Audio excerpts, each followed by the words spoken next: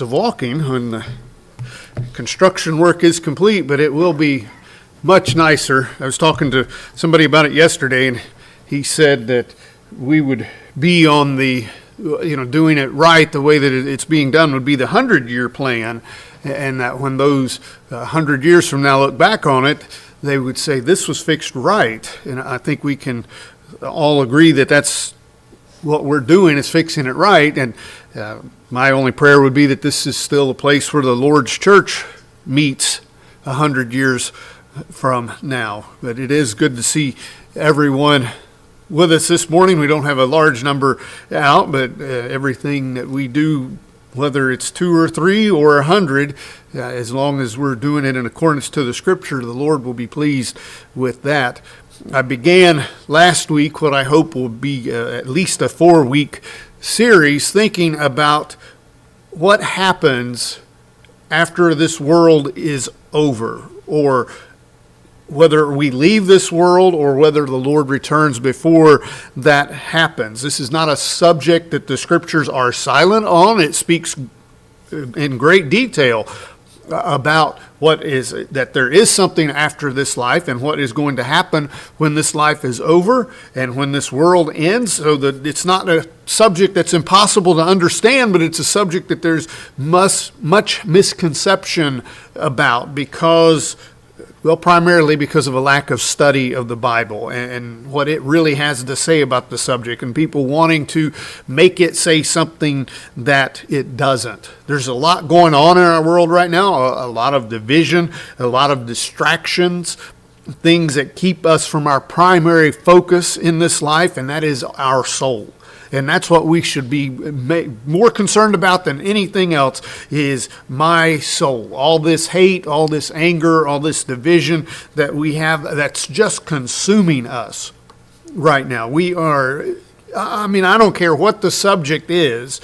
We'll divide ourselves between left and right, Republican, Democrat, and that's it. It doesn't matter. There's no middle ground on anything anymore. And that's taking over us, and it's making us angry towards one another, but it's making us forget that what's happening in this life in the big picture doesn't matter. What matters is where my soul will be for an eternity when I die and leave this earth.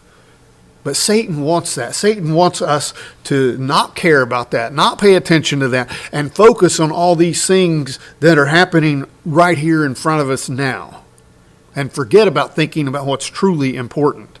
Last week we looked and talked about the second coming of Christ and how he will come back, and how we were told multiple times in the Scriptures that he is going to return, and we need to expect and prepare for that. It also tells us what's going to happen when he returns. This earth and our time on it, neither are going to last forever. So we must be prepared to face the Lord when he returns. This earth will not last forever. It is going to be destroyed. Nothing here that we see is eternal. The thing that is eternal is our soul. We can't see it. It's inside of us. And that's what we need to be worried about. So once Jesus returns, the day that he returns, the moment that he returns, that will usher in the day of judgment. Just like the return of the Lord, the Scriptures are not silent on the day of judgment. The subject is mentioned many times, and that's something that we should be assured that we need to be prepared for, is this day that we are going to stand and give an account to God in judgment. In his sermon on Mars Hill, Paul, in talking to those scholars, those really smart people, I wonder if they tell you how smart they are like the smart people do in our world today. Boy, when you get into a political discussion, they'll immediately tell you how smart they are and how dumb you are if you don't agree with them. But these philosophers that had come together back there on Mars Hill just to hear something new and to question everything, as Paul is teaching to them in Acts chapter 17 and beginning in verse 30. Acts chapter 17 and beginning in verse 30 and verse 31, it says, Truly, these times of ignorance God overlooked, but now commands all men everywhere to repent, because he has appointed a day on which he will judge the world in righteousness by the man whom he has ordained. He has given assurance of this to all by raising him from the dead. Proof that he is the Son of God, and he is going to be the one that with his resurrection from the dead, that proved that. And that proved that he is going to be the one who is going to be our judge. What more proof do we need? We looked at that last week. Jesus was not the only person on this earth to rise from the dead, but he is the only one that rose to never die again. And today I want our focus to look at what the scriptures say about this final judgment. This is not going to happen when we're going to know where we're going when we die. We'll know where we'll be sentenced. And we could look at that in a later lesson. But the final judgment won't happen until the Lord returns and time on this earth is over. But what is the purpose? What is the purpose of the final judgment? When we think about Judgment Day, I'm sure that most of us, just like Doug said, when we come together around the Lord's table, those that are speaking, we try to think of something that's going to spur our mind and get our thoughts focused on the right thing. How do we as humans really wrap our mind around that? How can we comprehend that great love that was shown in that sacrifice by Jesus? As humans, all we know is what we see here on this earth. And when we think of judgment, we probably try to compare it to some kind of a human trial versus the divine trial that it is going to be. A human trial, if we watch some of the courtroom drama TV shows or something like that, we see them, or maybe we've been involved in one. Maybe we've been on the jury. I would hope none of us have been a plaintiff on a trial, but if we are the accused. But if we think about a human trial, it's a process of presenting evidence against the accused. Maybe the police, they'll testify. Here's what we found. A detective, they'll come up. And it's a process of showing their investigation. And the judge and the jury are trying to learn the truth. Is this enough evidence to convict this person of this crime that they have been accused of? And then we have lawyers arguing on the side of the accused. And of course, the state has their lawyer, the prosecutor, arguing on their side. Here's why we believe this is enough to show that this person has done this. And then we have lawyers that working behind the scenes with plea bargains and stuff. So it doesn't really matter how guilty you are. Well, if we can plead it down, we'll take care of that. So you may not even receive a full punishment for the crime that you've done. If we can just avoid a trial, we'll lessen your sentence. And so it doesn't matter. Guilt doesn't always equate to a fair punishment to those who have been sentenced or found guilty of a crime. And that's what we think about when we think about judgment, because we look at how it is on this earth. And in our trials, a person could be guilty of something as serious as murder. But if there was one area where the police did not obtain some piece of evidence legal, it doesn't matter if the evidence is there or not, if they didn't obtain it legally, then it can't be used in court. And a person could be found innocent or not charged with something, not because they didn't do it, but because the evidence wasn't obtained illegally. It's some technicality that did it. I almost served on a jury for a man that was guilty. He was found guilty later because I asked the prosecutor that was involved in the case. He nearly killed a man driving drunk. The man that he hit was seriously injured. Spent many, many months of his life recovering from that.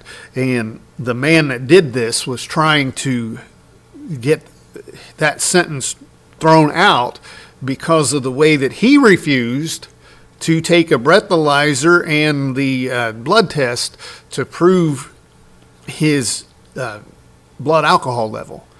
Now, it didn't matter that he was the one that was behind the wheel of the car, or that he was the one that had gotten behind the wheel of the car after he was drunk. He was trying to say that the police, they were the ones at fault because of how they did or did not collect the evidence to prove that. Now, thankfully, common sense and the jury prevailed when they presented that, and he did not, I'm sure he got a slap on the wrist compared to the what he inflicted on that poor man that he hit, the innocent bystander in that, but he was found guilty. And that's what we think about that when we think about judgment, is something like that. But the divine trial that we're going to face when we stand before God in judgment, we're not pleading our case with anything. The all-knowing judge that is standing in front of us, or that we're standing in front of, already knows. We're not going to be able to prove something. The purpose of judgment is for the publication and execution of the sentence. It's not for proof of guilt or innocence. He already knows. That's already been determined. In 2 Corinthians chapter 5 and verse 10, we've looked at this the last 2 weeks, and probably we'll look at it for the next couple weeks as well. But in 2 Corinthians chapter 5, and in verse 10, for we must all appear before the judgment seat of Christ, that each one may receive the things done in the body according to what he has done, whether good or bad. The Lord already knows what I have done or haven't done. That's already been taken care of. He knows what I'm guilty of. Now is the time, the day of judgment is the time to answer for those deeds. His judgment will be just. There will be no partiality in the judgment that is rendered. It will be based solely on my deeds. And we'll probably look back at this verse every lesson throughout this series, at least once, because it's important to keep that in mind, that our reward is going to be based on those deeds done in our body, on our actions. There's no plea bargaining. There's no deals. There's no technicalities when we stand before this judge. It will be just, and it will be based on our works done on this earth. And that's something that we do not see in our courts today. If we're trying to compare this divine trial to this human trial that we're familiar with, we don't see that. We don't see true justice because man is flawed. Man does not have all of the knowledge that the Lord has. If we break it down and we look at some of the words and language in this verse and the phrases, it should, in 1 Corinthians 5 or 2 Corinthians 5 and verse 10, it should make the hair on the back of our neck kind of stand up a little bit and send chills down our spine, thinking about the seriousness of what the day of judgment means to us if we're honestly looking at ourselves. This verse is giving us some valuable information. The one that each and every one of us will stand in that place. That would be a dreaded place to be if we are unprepared, if we have wasted our time on this earth, if we have lived in a sinful lifestyle. And then I'm going to give an answer for that. The word appear, because it says we're all going to appear before him. That's far more than what our word appear or how we use appear sometimes. We may say something like, I've got to go to this thing. Sometimes I do this with work because my job has a little bit of political ramifications to it. And I'll say, I have to make an appearance at this event to be seen by others. Now, what I do when I say that, here's what that means. I'm going to go in and I'm going to let the people who are important, maybe my bosses that are going to be there, or if I'm trying to court a group for some extra money or funding, I'll make an appearance so they'll see me. And then I'll slip out the back while no one's looking. I'll be there, make my rounds, say hello. If I don't get caught talking to somebody, then I'm out the back door. You shouldn't have made that. I know what you were saying. You were saying I always get caught talking to somebody or somebody gets caught talking to me. But I'll try to quickly make an exit and be gone. That's not the kind of appearance that we're talking about in 2 Corinthians chapter 5. That's not a proper use of that word at all.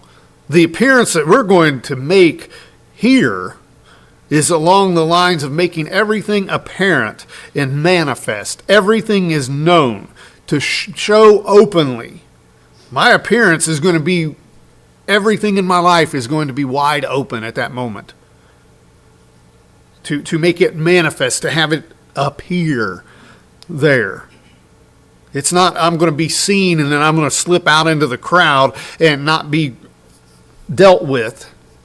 Oh, there'll be a lot of people there, right? I can just disappear into the crowd. That's not what this is telling me at all. It's telling me that when I appear before him, all of my deeds are going to be there with me out in the open. Do we want all those things that we've ever done to come out to where everyone can see them? Well, everyone can see them. Will it be embarrassing? If we had a list of everything that we did, said, or thought, and we had it read aloud just for as few people as here with us today, would we want that to happen? Everything that has ever popped into my mind is going to be read aloud in front of you all right here today. I would burrow my way, I'd find one of those holes or something and get out of here. That's the appearance that we're going to be making. Wouldn't that make us sink down just a little bit? Not only every single thing that we thought, but did and said. Would we want that brought out? And then my reward is going to be based on those actions. Based on the things that have been done in my body. That's what it says. Literally, the things that have been done by or through my body. Because my spirit is what's animating this body and making it do what it does. Another rendering of that says the works that are done in the body. The idea is that every man or woman will receive the appropriate reward for those actions done in this life. And that's where our human side kicks in. When we think about this, well, we'll explain it away. Before it was politically incorrect, it's still on in rerun form and on a few streaming services. But when you watch the program Cops, I'm sure we all came across that at some point in time when it was on and popular. But we would watch that show and we would be sitting in the patrol car with the cameraman and they would be recording this person maybe buying or selling drugs. And then the police would come up to them and arrest them and say, that wasn't me. We watched you. You've been recorded doing that. Of course it was you. And we think somehow in our mind that we're going to tell the Lord that wasn't me. Here's the thing that you said on this date, on this time, at this moment, that wasn't me. And I think our court system lends to strengthening this idea in our mind. Because we've seen it multiple times from the beginning that a guilty person can avoid punishment not because of their actual guilt or innocence, but because a technicality, some piece of evidence wasn't obtained properly. Somebody didn't follow some procedure to the letter, and now all of a sudden, well, what they did or said, that can't be counted. The jury can't factor that into their decision. That's where our court system fails. That's not going to be a problem when we stand before Jesus. In the day that we give our account, rest assured, we will be given exactly the sentence that we deserve, the one that we have earned. And where we're going to be sentenced will be based on what we do on this earth.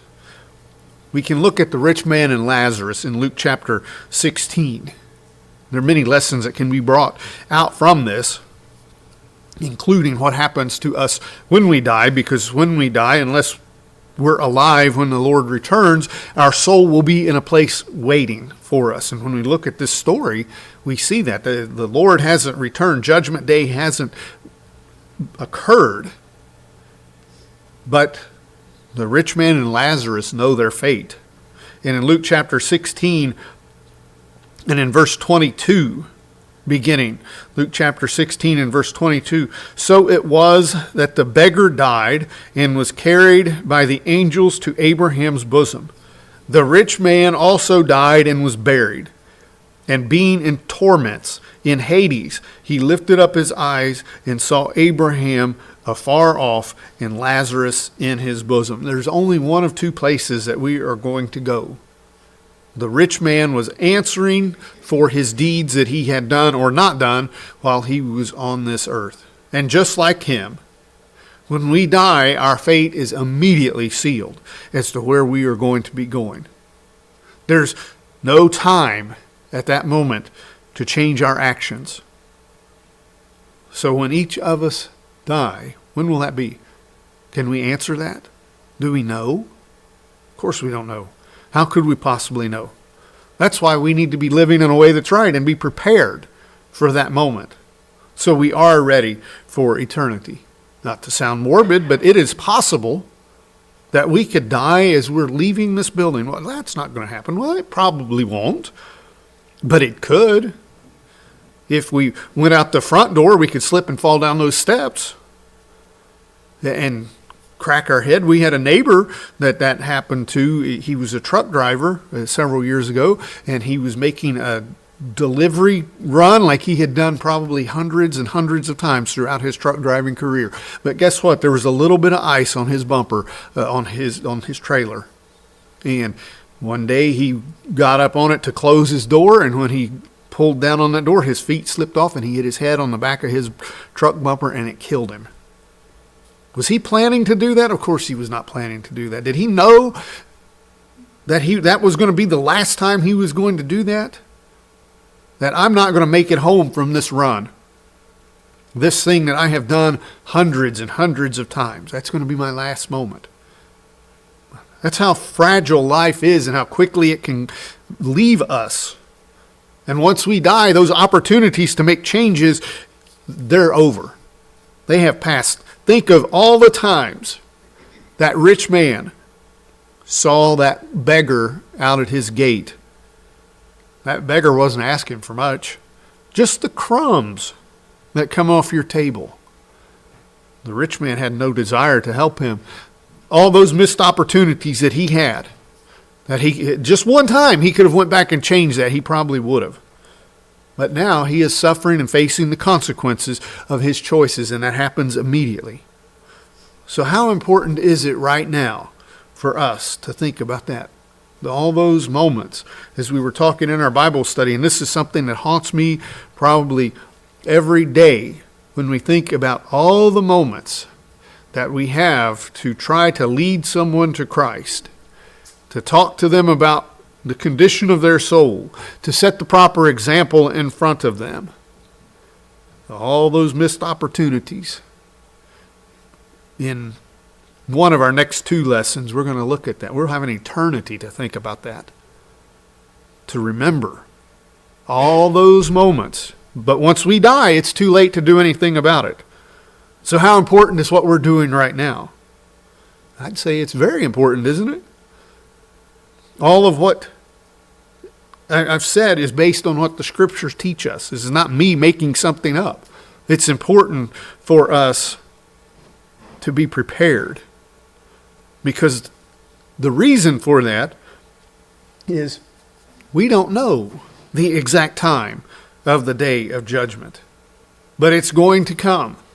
Many have misconceptions and misunderstandings about the day of judgment and when it's going to take place, all because people don't take time to read the Scriptures and understand them. Some believe in a series of separate judgments, the judgment of the believer's works at the time of the rapture, and all that nonsense, misunderstanding what Matthew 24 says. We're not going to be judged at, well, you're a good person, you're going to be judged here and there. No, we're all going to be judged at the same time. Our feeble minds can't really comprehend this, can they? I am going to say mine can't. How in the world that even now, if we just take a snapshot of the population now, I think there's between 6 or 8 billion people on the earth.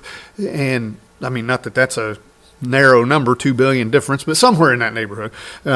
I think about 8 billion people. How could they possibly be judged all at once? Well, not only them, but everybody that's ever lived from the beginning of time. So since I can't understand it, I'm just going to dismiss that idea and say it can't happen. There's a lot of stuff that happens that I don't understand how and why it happens. That doesn't mean it's any less real, does it? That's what we have to accept on faith. I don't understand how getting in the water gets me in. I know for a fact that baptistry back there behind us is sealed, that the only water feeding it is the line that comes from the city of Hamilton that gives us our tap water. How does that get me in contact with the blood of Christ when I'm buried in that water? Well, I believe that through faith. The same way that I believe through faith that when the Lord says that he is going to judge the world on the day of judgment, then that's going to happen too. The scriptures tell us more about the day of judgment. It's going to happen at the end of this present age. That's when the final judgment will occur. At the end of this present age, the time when heaven and earth will be no more. The current heaven and current earth. Again, in 2 Peter, a passage that we've looked at throughout this study and many times, a rich passage, 2 Peter chapter 3, and beginning in verse 7. 2 Peter chapter 3, and in verse 7, but the heavens and the earth, which are now preserved by the same word, are reserved for fire until the day of judgment and perdition of ungodly men. And drop down to verse 10. But the day of the Lord will come as a thief in the night, in the which the heavens will pass away with a great noise, and the elements will melt with fervent heat. Both the earth and the works that are in it will be burned up. Therefore, since all these things will be dissolved, what manner of persons ought you to be in holy conduct and godliness, looking for and hastening the coming of the day of God, of which the heavens will be dissolved, being on fire, and the elements will melt with fervent heat. Nevertheless, we, according to his promise, look for a new heaven and a new earth in which righteousness dwells. Therefore, beloved, looking forward to these things, be diligent to be found by him in peace, without spot and blameless. This earth will be no more. Think of all the points that can be made from this one passage concerning the day of judgment and Christ's second coming. But we don't know when this is going to take place or when the earth will be dissolved. So how can we explain this idea that we talked about last week with the rapture? Some people taken and left and unknowing what happened to their loved ones who have just disappeared. We can't.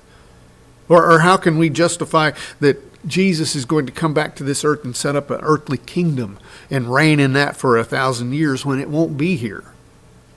As Peter tells us, though, you know all these things. That's what he began with, knowing all these things. What manner of person ought you to be? We need to be living in that way that is preparing ourselves for this judgment. If we were going to face trial on this earth, I would say that most of us would do what we needed to do to be prepared for it. If we're going to have to go through an audit, let's say, for taxes, and the government's going to come in and look, we're going to be prepared, aren't we? We're going to have our records for them to show, here's how I came up with this number, and here's why I didn't cheat, etc. We're going to have all that prepared. We're going to stand before God in judgment, and everything that we have ever done is going to be brought out, and we're not going to be prepared for that. We don't know when it's going to happen. Like the rich man, our fate is sealed the moment that we die, or if the Lord returns before we die, our fate is sealed. But we know when it's going to happen in that sense, don't we? It's going to happen at the end of this age. As Jesus taught in his parable with the parable of the tares in Matthew chapter 13 and in verse 36. Matthew chapter 13 and beginning in verse 36. Then Jesus sent the multitudes away and went into the house, and his disciples came to him, saying, Explain to us the parable of the tares of the field? He answered and said to them, He who sows the good seed is the Son of Man. The field is the world. The good seeds are the sons of the kingdom, but the tares are the sons of the wicked one. The enemy who sowed them is the devil. The harvest is at the end of the age, and the reapers are the angels. Therefore, as the tares are gathered and burned in the fire, so it will be at the end of the age. The Son of Man will send out his angels, and they will gather out of his kingdom all things that offend, and those who practice lawlessness, and will cast them into the furnace of fire. There will be wailing and gnashing of teeth, but the righteous will shine forth as the sun in the kingdom of their Father. He who has ears, let him hear. We need to be listening to what Jesus is saying. There is going to be that separation. And notice where those came from. The ones that were thrown into the fire and burned up, they weren't out in the world, were they? They were in the kingdom. They were part of the kingdom. That's what it tells us there. They were sown and placed there by the devil to cause disruption and chaos and confusion. And they were taken out of the kingdom. That separation, the good from the evil, the light from the dark, that is going to happen and will be upon us on the last day. The coming of Jesus in that day will give rest to his disciples and vengeance to those who do not believe and obey. In 2 Thessalonians chapter 1 and beginning in verse 7, we're told this. And these Christians here were experiencing a great deal of trouble and persecution, and they were not resting because of it. They were just upset over all the turmoil, as we might be when we look around at what's going on this earth today. But he says, here's something to comfort you with these thoughts.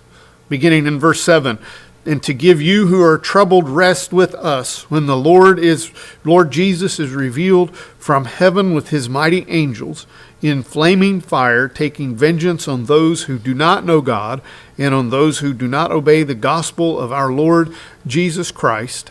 These shall be punished with everlasting destruction from the presence of the Lord and from the glory of his power, when he comes in that day to be glorified in his saints and to be admired among all those who believe, because our testimony among you was believed. There are things, if we think about it, going on in our world right now that should cause us great trouble as we witness much of it. We should be bothered by what we're seeing, not only as Americans, but more importantly, as Christians. And sadly, I think if we look at some of the atrocities that are happening or have been happening, many of those people that are responsible for them are not going to face consequences for their actions while they're on this earth. They're not going to get caught. We see all this talk, and it's depending on what news source you look at, sometimes it's not even mentioned, but things like the Jeffrey Epstein list. All the people that are involved in that and help facilitate that, and only one person is in jail for it currently. Hundreds of people had to be involved. And only one killed himself, and the other one is in jail right now for it. Seriously, we're going to think that only 2 people were involved? That's one of many things that we could look at.